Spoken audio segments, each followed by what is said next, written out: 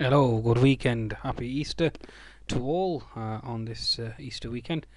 Hope everybody's enjoying themselves and relaxing, and studying. That's basically what a long break for us traders means. Basically, studying price action, studying charts, reading fundamentals, and obviously the biggest narrative that we must be reading at present is the market or the economy or the reaction post NFP. Okay, so the NFP came out worse than expected, much worse than everybody expected, therefore leads to a weak dollar. Okay, and how will that be interpreted basically? So from my perspective, like I've explained on my previous video on the FTSE 100, it's basically how the market interprets it. So is a weak number meaning or equivalent to the Fed pushing back rate hikes from June, potentially even September? Okay, do they now have an excuse to delay rates? And obviously, a delayed rate may well be interpreted as obviously a weaker dollar. A weaker dollar helps earnings or helps export side of the equation, because that's basically what the jobs data emphasized upon. If you read through the numbers, you can see it was the actual strong dollar that actually caused majority of the weakness in the NFP, or the obviously new jobs being created. So that itself is certainly going to be interesting going forward. Now I could certainly discuss this, and I can quote this as well. If I just go back now.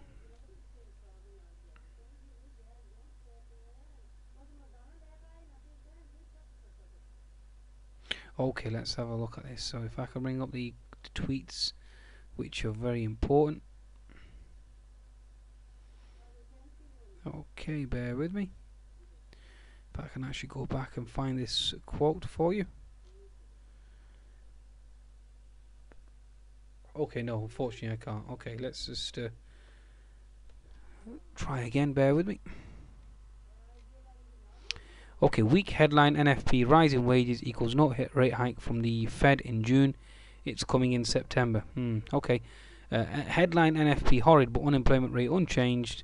U6 improved. Average, that's something that I do need to stress upon. The average hourly earnings certainly up. Okay, so that's what kept the Euro USD below 1.105. Okay. Basically, what I'm trying to allude to here, is that number one, the average hourly earnings are higher, so obviously that's the gauge, one of the important gauges for the Fed. But having said that, how will the market interpret it? Does the market interpret the weaker number, NFP number, as bad news equals good news, okay, or does it interpret outright as bad, okay? And that's basically the crux of the matter. So we'll find out on Monday, and obviously Tuesday as well. Given the fact that obviously thin volumes can certainly distort price action to a large extent. Okay, so it's going to be interesting how market participants interpret the actual number. Now, the futures themselves, or the Nasdaq and the S&P, certainly did flush post the NFP number. Okay, so that certainly told us our initial reaction, and obviously European indices certainly flushed as well. Okay, so if that's the case, and also Japan being open only overnight in Asia, it's going to be very interesting as to what happens with regards to the Asian session and how they interpret it as well. Now, if I just bring up a chart of the Nikkei, let's see where the Nikkei is set up and see if we can find any clues from the Nikkei. Let me just bring up the chart of the Nikkei here. Please tell me it's still here. There we go. Okay, so the Nikkei on a monthly chart at the moment, no real argument there for a potential reversal. Weekly chart, yes we do, because we have a bearish engulfing candle and everything's an inside bar since then. And the actual daily chart certainly is signifying weakness as well. Okay, one could certainly argue that this is certainly showing weakness on daily charts. So if I take the pivot low from here, connect it to this pivot low here, this is your key trend line. Okay, one could argue that you connect it to the next pivot low, which is here, but given the fact that no price actions coming obviously in line thereafter, then I would have to conclude that this trend line itself is very crucial. There is another trend line that one can draw from this pivot low, connecting it to this pivot here. Okay, and obviously we've broken out of there, so we've broken potentially out of two, but one trend line which is key, and the second one, which is obviously crucial as well, which is on the verge of being broken down as well. Now if I connect the pivot highs from here, you are signifying resistance. So what is that telling me? That's telling me that we have a potential for a HNS formation. So you have this right shoulder here, and obviously the markets are disintegrating on the Nikkei, and given the fact that the approval rating, and there's talk about whether more QE is going to be potent enough, given the fact that we've got a risk off scenario as well. You've got the Greece situation that's still unresolved. You've got the Yemen situation that's unfolding right now. Okay, so add all those factors together, it certainly doesn't bode well. Okay, add in the fact that you've got lack of growth or lack of job creation in the US, which is negative.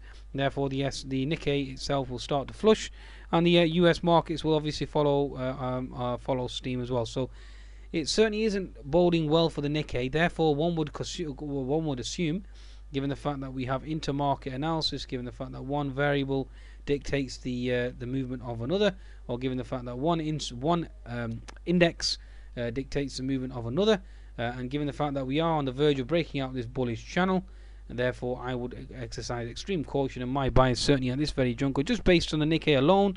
Obviously I'll do a further analysis on the US markets, but Nikkei alone certainly is signaling a potential reversal. Now I can certainly look at the Shanghai index as well, because that's quite crucial given the fact that it's had quite a stellar run up. The daily chart certainly not showing any signs of weakness. Weekly chart certainly not showing any signs of weakness. The monthly chart certainly not showing any signs of weakness. So this is certainly not an index that I would like to obviously fight against in terms of attempting to short at this very juncture. So this certainly remains bullish, and it certainly looks like it wants to thrust higher. Obviously the NFP data will certainly test its resolve, and that's what I'm keen to see come obviously Monday. Unfortunately not Monday, come Tuesday, given the fact that it's a holiday. Okay, so come Tuesday, from what I understand, the China is on holiday given the Qingming festival. Okay, so it's got a Qingming festival, so happy Qingming festival day to all the Chinese viewers. Okay, so so you can certainly enjoy yourselves whilst we focus on price action and attempt to dissect and decipher as to which way the market is going to move next. Okay, so given the fact that the Nikkei is certainly giving me an early warning sign, that's certainly something to take into account. So you have Greece situation that's still unresolved. You have the situation in Yemen that certainly seems to be brewing at present, and the fighting goes on. Okay, rages on, and obviously the NFP now is basically questioning US growth and earnings going forward. Okay, and you have the backdrop of a rate hike as well. Okay, so certainly isn't a good backdrop to be buying into. From a fundamental perspective, I would certainly be bearish on the US equities on that basis, because we can't rely upon a lack of rate increases alone, or a dovish Fed. Personally, very hard to do so. Therefore my bias will be on the bearish side. Okay, now given the fact that the fundamentals are weak, okay, let's see if we can amalgamate the technicals and see if they point in the same direction. Okay, weekly chart is the one that's key. Now one would have to argue here, given the fact that that green candle was in control, we've obviously tested and negated it to a large extent. We failed to make a higher high, and we are looking for a potential break here now on the downside. Okay, so that green candle gives way, and we certainly break lower on this trend line. Now the daily chart itself certainly signaling weakness as well. Okay, so we are looking for a bearish argument here, given the fact that we've had a lower high here, and again we've had a lower high here.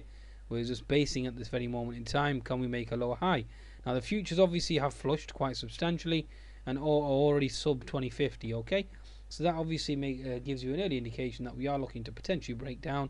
Once we take out the 2040 level, then the next level is 2030, and then obviously the 200 MA comes into play as well. So certainly looking for a lower low after we've had a lower high, and certainly looking bearish from that perspective. Okay, given the fact that you've got a double whammy of weaker jobless or weaker jobs, even though you've got average hourly earnings on the increase, it certainly isn't a Goldilocks scenario, nor is it a bullish scenario. Therefore I would argue to the downside on this occasion. Okay, now the 60-minute chart, as you can see here, you have a double top on the S&P 500, and we are now looking for a potential HNS formation. So you have a left shoulder here, you've got your head obviously that's been formed here, you've had the right shoulder that's been formed here, You had this potential bull flag scenario that should have played out up to the 2080 level. Okay, obviously that's failed, so fail bull flag equals an emotive move in the opposite direction, and obviously that triggers off the HNS formation as we all know. Okay, so that's what I'm looking for on the 60-minute chart.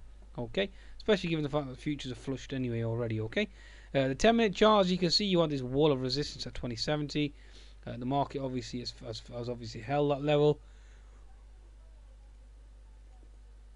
and now we're looking to potentially flush on the downside. 2049 and 2045 will certainly give way, and looking for a move lower on the S&P 500. Now, let's see if we can confirm that with the IWM and the IWN, which I always do. So if I go to the IWM, and like I said, this is all based on the interpretation that market participants don't interpret the weaker jobs data as dovish policy going forward, and therefore they're willing to buy the dip. That'll be very interesting as to what happens with regards to that situation. Okay, so daily chart, from my perspective, within this bullish channel, this red candle has remained in control all the way so far. Okay, I did expect it potentially to break out and lead the S&P 500 higher.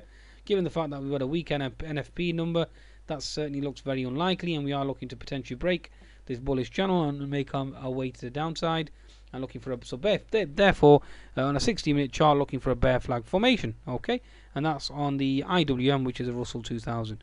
Now the IWN, which is a small caps. Okay, so going again to the daily chart, again bear flag scenario, given the fact that we've got NFP. That's your fundamental catalyst for the US markets to flush and make their way lower, therefore sending the S&P 500 lower as well. 60-minute chart, yes, we held this, we held this gap here. We closed the gap here that acted as resistance. Ever since then, the market certainly wants to flush, and we have an unfilled gap below that needs to close at 100. So therefore, the IWN is confirming the move in the S&P 500, i.e. the HNS formation on the 60-minute chart. The daily chart obviously breaking down, the weekly chart breaking down, the 10-minute chart certainly breaking down as well. Okay, now let's have a look at the Dow. Okay, so the Dow Transportation Index, obviously we've clung off we bounced off the 200 MA. This level has held pretty well since December 2014. The Dow Transport certainly are on the verge of, well, certainly look very weak, given the fact that we've had 1, 2, 3, 4 tries to break this resistance at 9,200. Obviously we failed to do so, therefore looking for a potential move lower now. And also given the fact that the 200 MA certainly has held, it's usually the first attempt that's usually the most potent, and that obviously has, and the market certainly has bounced off since then. So therefore this looks very vulnerable to the downside with regards to the Dow Transports, and we all know they lead the markets. Therefore one would assume, or have to presume, that the Dow index will certainly move potentially lower as well. Okay, so if I go to the Dow Industrials, a daily chart, as you can see, we failed really to make a higher high and higher low. We've been making lower highs. The market certainly has attempted its best to hold this support level once, twice, thrice. Obviously it's only a matter of time now, or how many times can a level hold until it eventually breaks. And given the fact that it's third time, potentially fourth time, then you are looking for a potential move lower down to the 200 MA. So don't be surprised with regards to the Dow to see the actual price action as low as 17,000, which certainly seems very, very plausible. Okay, so that certainly is it has come into the equation. Okay, and that's going to be interesting going forward with regards to how the market interprets that. Okay, understood. Okay, so the Dow and the Dow Transport certainly are confirming the way which is down. Okay, now the next index that we look at is the Nasdaq, which is going to be interesting. So if I just start with the actual Nasdaq, not the biotechs.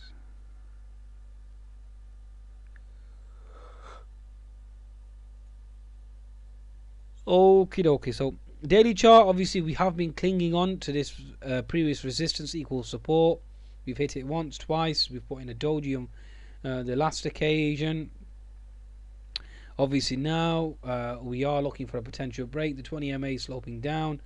You've put in a double top on the Nasdaq. You've put in a lower high as well, and therefore the next move should technically be lower to make a lower low, and that's exactly what we are going to envisage. Okay, so 4150, look out for 4150 as potential support on the Nasdaq on the downside, and this is Very, very interesting, folks. Very, very interesting. Now, if I go to the Nasdaq Biotechs, again, you have a H&S formation.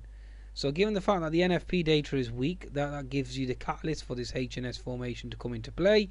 And as you can see, H&S formation looking for a potential move and a thrust lower. Okay, the next one we have is the semiconductors. So let's bring up the semiconductors. Okay, bear with me. Just need to find the semicons. That's biotech. Oh, don't tell me about biotech twice. There we go. Okay. So semiconductors. Okay, daily chart semiconductors, as you can see, double top is in, lower high is in. Therefore, we are looking for a potential flush lower on the daily chart. And the 60-minute chart, at the moment, we did attempt to push higher, but therefore it's weak.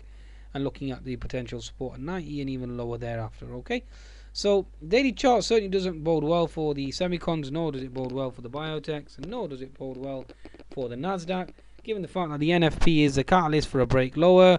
Obviously weaker growth going forward, weaker disposable going forward, rate hikes certainly in the background. We are in a real conundrum. From my perspective, individuals will look for a potential, well, they certainly have an excuse already, given the fact that you have Yemen and Greece in the background. That remains an uncertainty. Obviously the Iran situation, or the Iranian equation, certainly remains a conundrum too.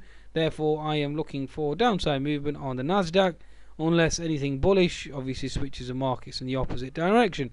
And again, the Nikkei will hold a clue with regards to the next move on the US markets. But from my perspective, given the fact that I've already mapped the chart, the Nikkei, given the fact that I've explained in terms of fundamentals, bias certainly remains bearish, and I will certainly be taking a bearish tone come into Monday's trading. Okay folks, so risk on, risk off, wax on, wax off. Goodbye.